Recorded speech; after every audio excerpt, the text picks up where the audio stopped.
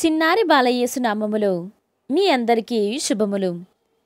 క్రీస్తు సాక్షాత్కార మహోత్సవము. ప్రభువు తేజస్సు నీపై వెలుగొందుచున్నది. మొదటి పఠనము యెషయా గ్రంథము 60వ అధ్యాయము 1వ వచనము నుండి 6వ వచనం వరకు.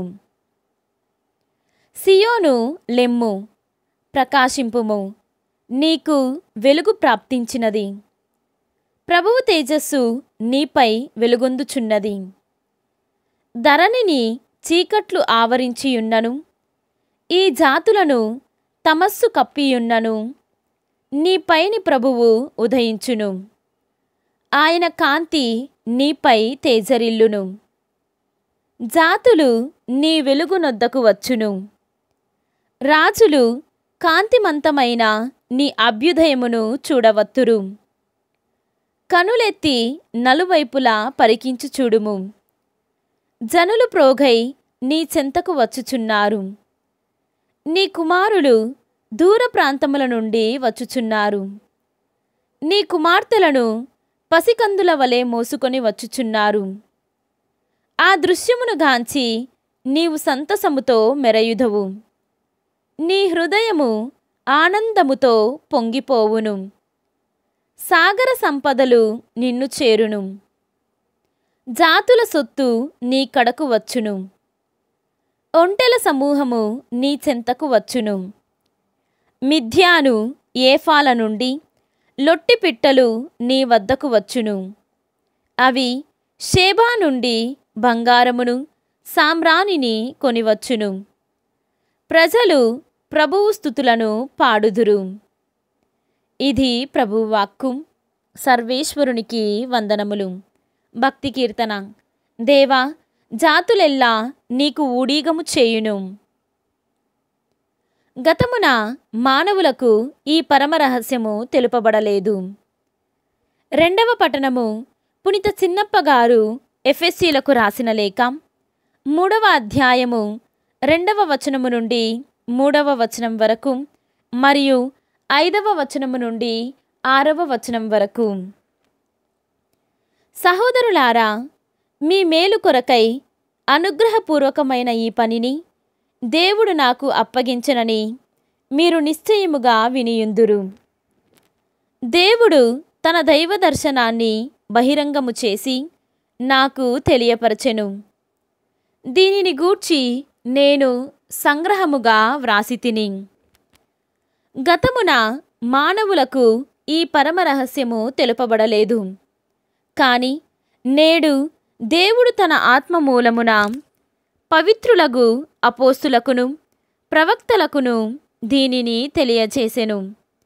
అనగా సువార్త వలన అన్యులకును యూదులతో పాటు దేవుని దీవెనలలో పాలు లభించును. వారును ఈ శరీరము యొక్క అవయవములే. క్రీస్తు యేసు ద్వారా దేవుడు చేసిన వాగ్దానములో వారును భాగస్థులగుదురు. ఇదియే ఆ పరమ రహస్యము.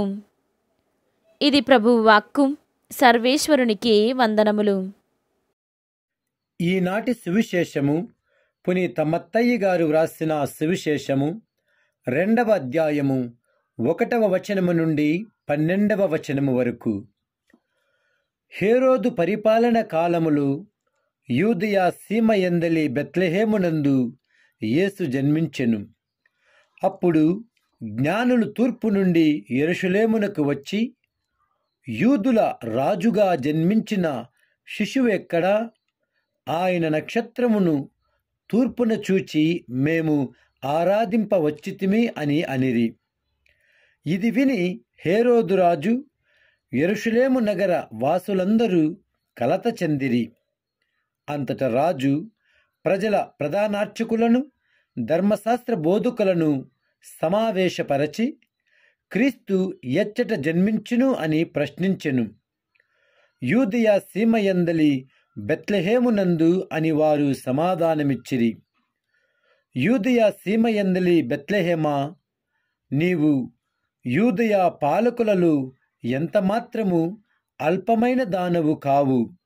ఏలన నా ఇశ్రాయేలు ప్రజలను పాలించు నాయకుడు నీలో నుండి వచ్చును అని ప్రవక్త వ్రాసి ఉండెను. అంతట హేరోదు ఆ జ్ఞానులను రహస్యముగా పిలిచి నక్షత్రము కనిపించిన సమయమును వారి నుండి జాగ్రత్తగా తెలుసుకొనెను. పిమ్మట అతడు వారిని బెత్లెహేమునకు పంపుచు, మీరు వెళ్ళి జాగ్రత్తగా ఆ శిశువు జాడును కనుగొని నాకు తెలియజేయుడు. నేను వెళ్ళి అతనిని ఆరాధింతును అనెను. రాజు మాటలను ఆలకించి ఆ జ్ఞానులు వెళ్ళిపోయిరి. అదిగో, తూర్పు దిక్కున వారి ముందు నడిచిన నక్షత్రము మరలా కనిపించి వారికి మార్గదర్శిని అయి ఆ శిశువు ఉన్న స్థలము పైకి వచ్చి నిలిచెను.